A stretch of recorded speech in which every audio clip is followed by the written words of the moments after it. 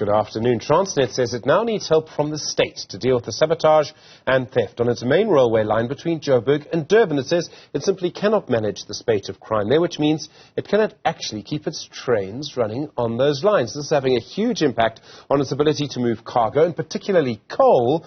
That means that our roads are being chewed up by massive trucks. The coal should be moved by rail. Companies take it by road instead. Bonginkosi Mabaso was the Chief Commercial Officer at Transnet Freight Rail. Bonginkosi, good afternoon to you. What's happening on the railways? What kind of attacks are you suffering from? Thank you for having me, Stephen. So what we've suffered over the last couple of months, in fact, it's extending to years now, is a serious attack in our rail infrastructure insofar as cable theft and vandalism of infrastructure.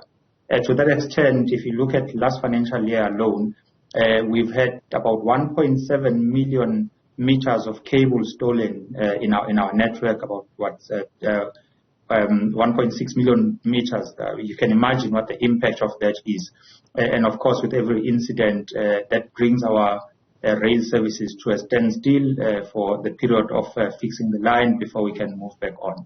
So it's really been significant, and we've lost significant volumes as a result. Has there been an intensification of this in the last couple of months, in the last couple of weeks maybe?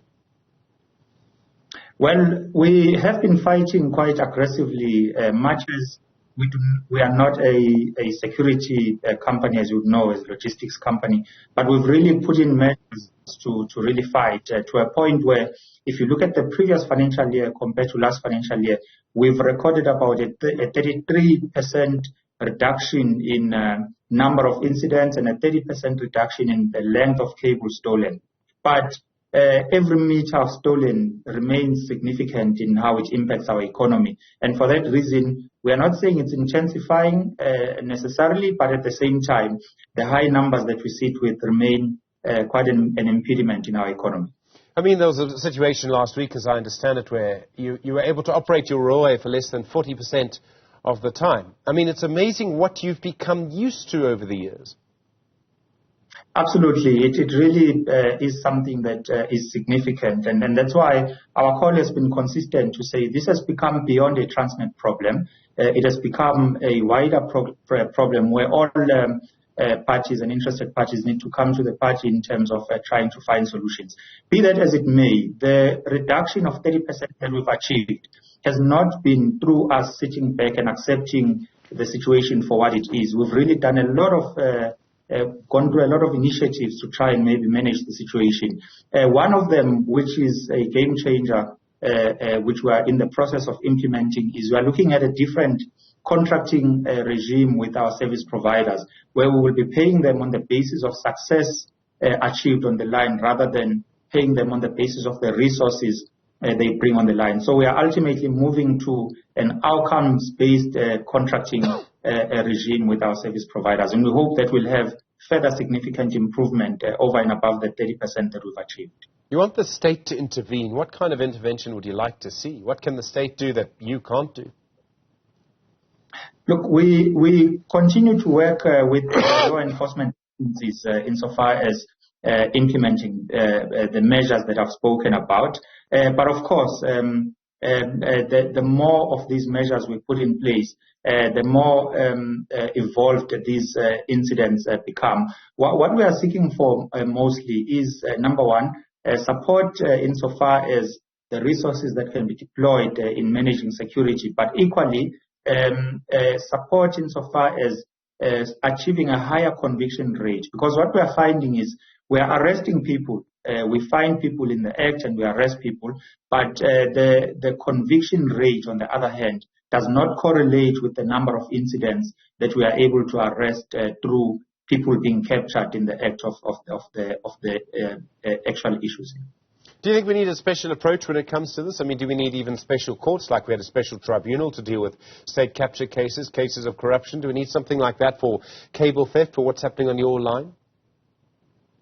So we have recently been granted a peacekeeper status in terms of our security forces, which ultimately means we've got now a set of security officials that have got a right to operate a search and seizure but equally that can arrest on the spot, which we are finding is quite helpful because we are able to act without having to wait for law enforcement to arrive. And those are the kinds of initiatives that we are hoping to sort of get support on. As I've indicated, we work very closely with law enforcement agencies such as the SAPS, but equally we now need to say how much more can we sort of achieve together in terms of more initiatives that are similar to that.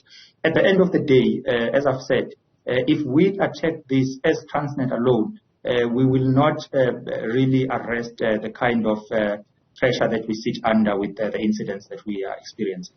In the meantime, you can't provide the service that you want to provide, so it costs you money in lots of different directions. Your infrastructure gets stolen. You don't make nearly as much money as you would because you can't run your trains. Absolutely. So to that extent, there are three areas where we are hit. Number one, it's our inability to move trains. Number two, it's the money we spend now replacing the cables that are stolen. And number three, it's the amount of capital and also operational expenditure that we now have to incur in actually arresting the incidents themselves. The amount of security interventions that we have to put in place come at a cost to the economy, particularly to us as a state-owned entity. So in those three areas alone, we lose quite significant potential revenue earning opportunities, but equally the economy loses quite a significant foreign revenue earning opportunity. So you are absolutely spot on there that there is a significant economic impact across the board in this regard. So we need all of society to get involved. We need the courts to be aware of this. We need proper prosecutions. You talk about, getting peacekeeper status for your members. It requires all sorts of things. Some people are going to say, bring in the army. The problem that you have in the end is that you would need to have someone on every single kilometer of rail. And that's over 600 Ks just on that one line. It's not possible, is it? Absolutely. If you look at our network in its entirety, we are looking at a network of about 29,000 kilometers. And it's absolutely impossible that we'll have a person guarding every kilometer of that network. And that's why we are relying on technologies as well that can be deployed. And we welcome, again, from our partners in the industries, some of the industry players have come to the party to bring on board some security measures that are technology-based, and that those have really helped as well. So the service providers that we are looking at, which we've gone out into the open market for, I mentioned earlier to you that we are looking at a different contracting regime that will focus more on outcomes. We've given them a blank check, really, to say where you feel there are technologies that you can bring on board, go ahead and bring them on board as long as they will have an impact. So it's impossible to have a human being at every kilometer, but equally we are saying all stakeholders, which includes our customers, government, and of course our service providers and ourselves, really need to pull our heads together to say, how do we curb this very worrying trend that we are seeing? And it's through these partnerships really that we've achieved the 30% that we have insofar as the reduction in incidents. But like I said, one incident is one too many. It does cost the economy quite a significant revenue. Bonginkosi Mabaso, thank you. Chief Commercial Officer at Transnet Freight Rail. Really do appreciate it.